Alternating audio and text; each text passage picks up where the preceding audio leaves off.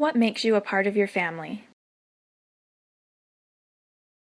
I am physically like a Hadfield, even down to my crooked tooth.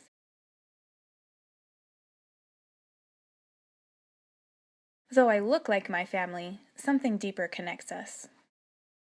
Okay, so I was born in 1951.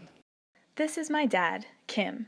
We are both left-handed and have a dry sense of humor. You have to see it at 2 in the morning, that's very funny. I was born with only a little stub for an ear on the right side and no ear canal, no ability to hear. He was born with Microtia. Micro means small, Otia means ear. It's a rare condition that affects hearing and ear development. Not much is known about Microtia.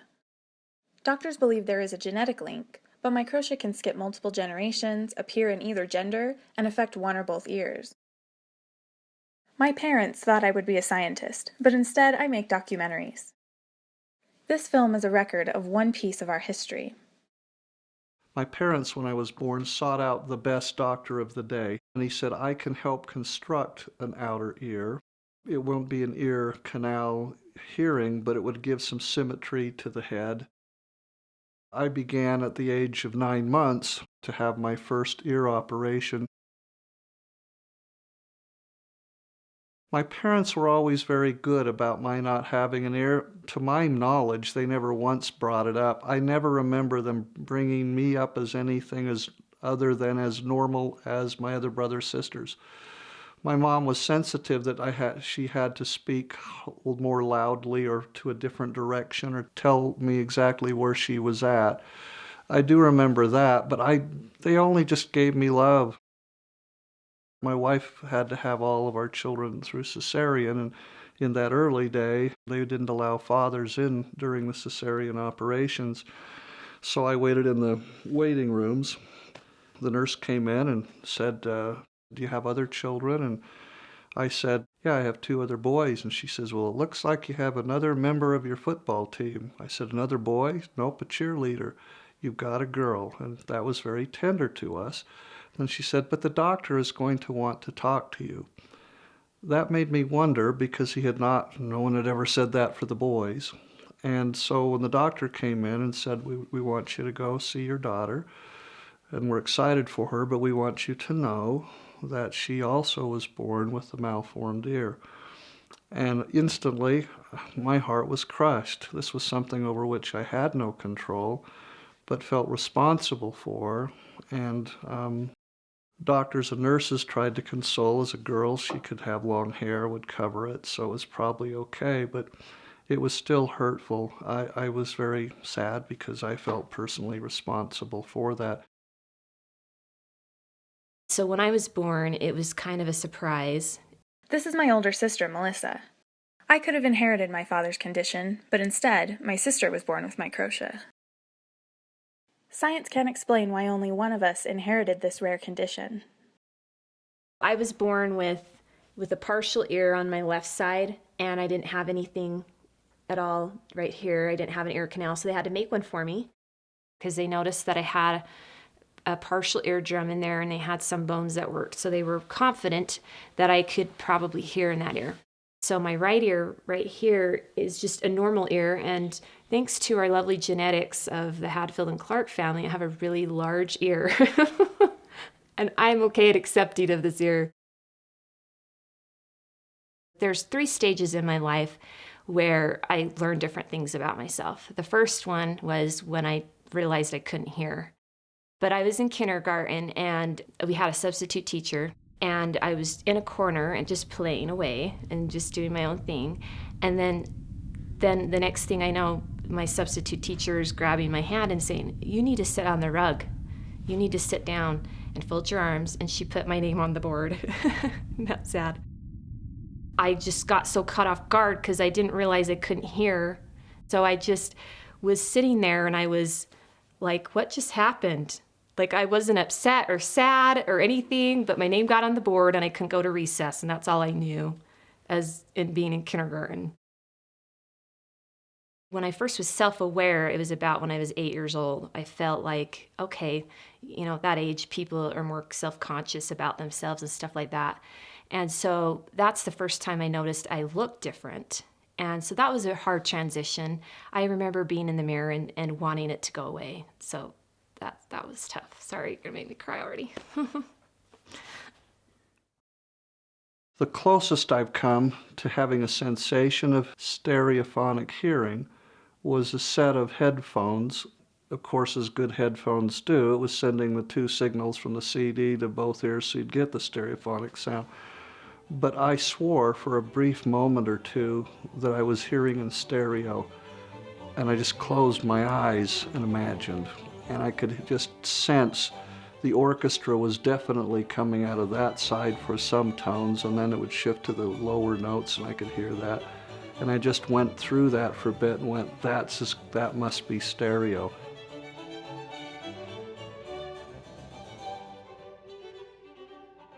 It was probably, I don't know when Jurassic Park came out, but I think the reason why I remember watching that movie and having it be such an influence is because I could hear really well out of both sides the first time. Sound was just starting to come out better in movies, and they were saying this movie is so great because you can hear things from the back and the side. You can hear, sound was just, as a whole in movies, was just better. And it was the coolest thing ever. I could hear everything. I could hear dinosaurs in the background. I could hear, every little click and every little snap I could hear. And I was probably the only one in Jurassic Park that was crying. But I cried because I was so happy I could hear something so perfectly crisp and clear and clean. And so that movie, still to this day, I kind of get teared up at. As I've gotten older, and I was now learning to drive and driving with other people in the car, and especially with a wife, my good ear is on this side, but that's the side with the window. My bad ear is on this side, which is the side where wife sits. Let's try it, see if that works. Is that gonna work? We probably got to switch. Yeah, I'm gonna switch. Okay. That way we can hear each other better. All right, ready? Edelweiss, Edelweiss, every morning you greet me. Small. Some people, knowing of my hearing situation and the challenges it can present, though they are subtle, have wondered why it is that music particularly appeals to me, or that I even can hear music. I can feel it more than I can hear it. And grow, bloom and grow forever.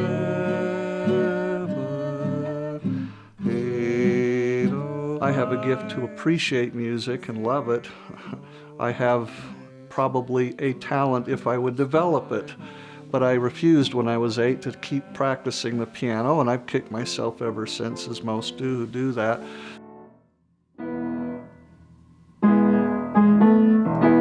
I had that, but I haven't played piano. I haven't played guitar.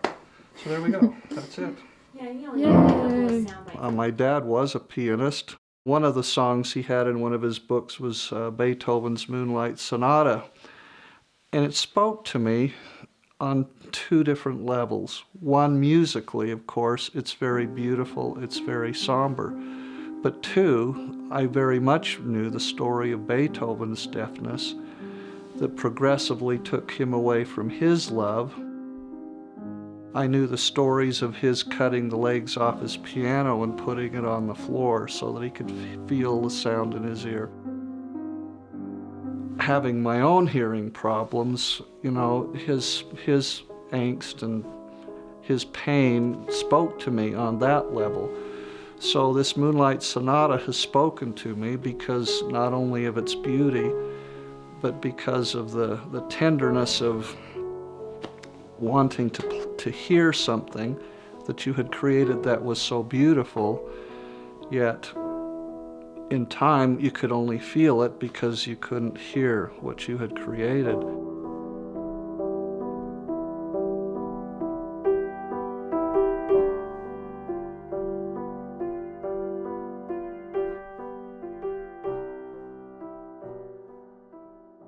I think any good tip through any hard part of your life that you need to go through, you have to have something that gets you through it. And so music has always been that for me.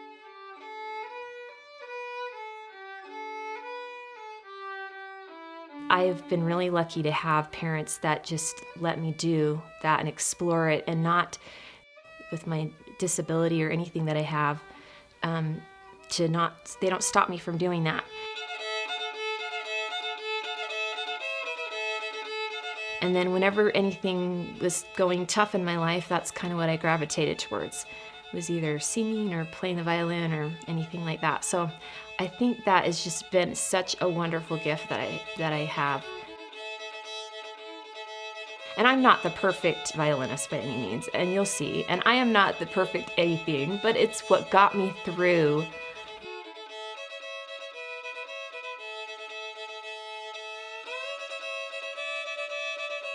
I by no means look perfect, and I'm definitely not going to be playing perfect or anything, but to me that's almost perfect.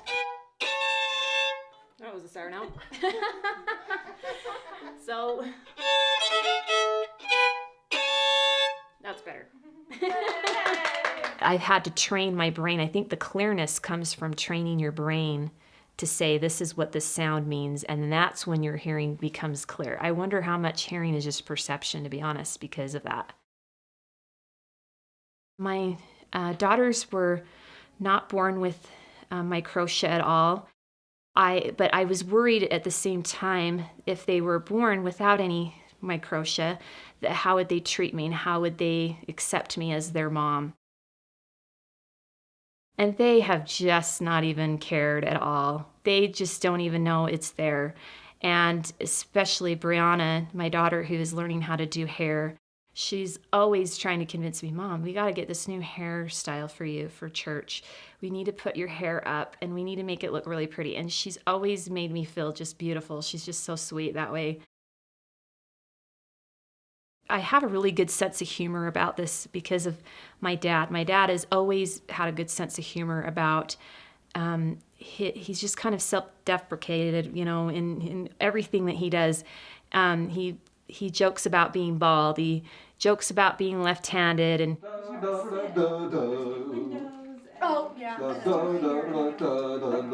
I don't know what normal is. I just know what I can hear. In some ways, it's probably no different than wondering if my blue is your blue. I don't see myself as handicapped. I don't see myself as disabled. My wife says I have from time to time selective hearing, but that's the truth of any husband. What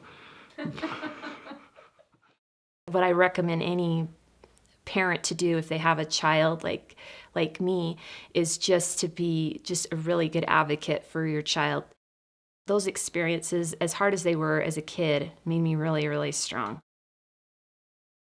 This is a piece of what it's like to live with Microtia every day. Everyone has challenges, even if they are not visible. Through their experiences, my dad and sister taught me how to laugh at myself and not take life too seriously.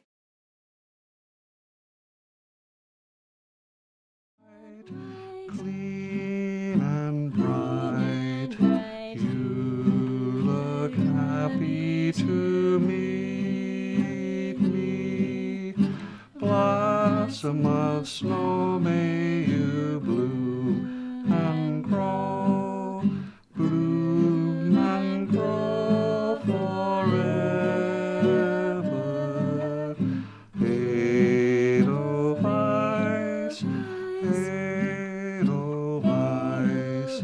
bless